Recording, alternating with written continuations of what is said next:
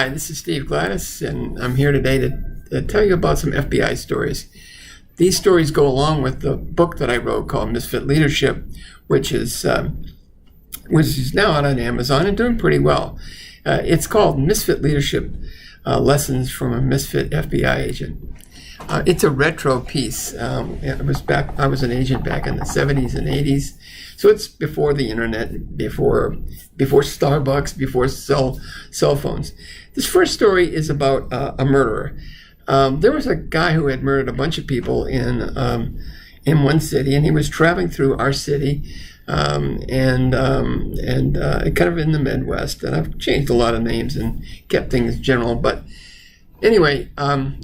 This is back in the day before the internet, so you couldn't look stuff up and the way you can today. Anyway, the guy, he's a big guy, huge guy. We called him Orca, and he was huge, 6'5", 330 pounds, something like that. And anyway, got a call from an informant because I was good with informants, and this guy called and he said, "Hey, I've got this phone number. This is where he's at." And of course, we didn't have the resources that we have today to look stuff up. It was an unlisted number. We needed a subpoena, ducus tecum, and all that kind of stuff, and there was no real time to do that. And so I said to the guys who were running this case, I said, "Let me call him on the phone." I called him and pretended I was a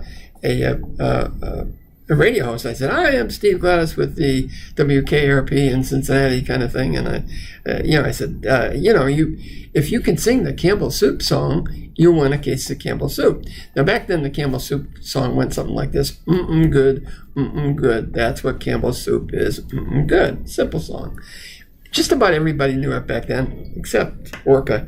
And so I had to help him through it. I kind of led him through it. I said, "Orca, sir, it goes like this, good," and he would repeat it. And he was not happy I was calling him, but he went along with the song. So I said, "Sir, if you'll hold on for a couple of minutes, we'll get somebody to take your order, because we're going to give him a case of Campbell Soup, and he could have chicken and rice or whatever he wanted. We were making it up as we went."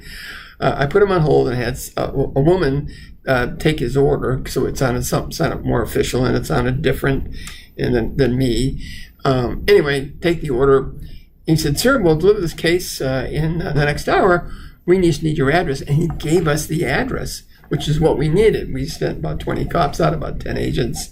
We arrested him. The guy was so big that we had a double cuff, meaning 2 sets of cufflinks, because he was such a big guy, and we put it behind his back. But anyway, long story short, he's coming down the steps, and I just sidled up to him and I said, good. That's what Campbell Soup is. Good. And he just looked at me, and if he could have killed me, he probably would have. But anyway, that's the Campbell Soup song. That's one of the many stories in this book. Hope you enjoy it, and we'll be back in a few days with another one. Thanks.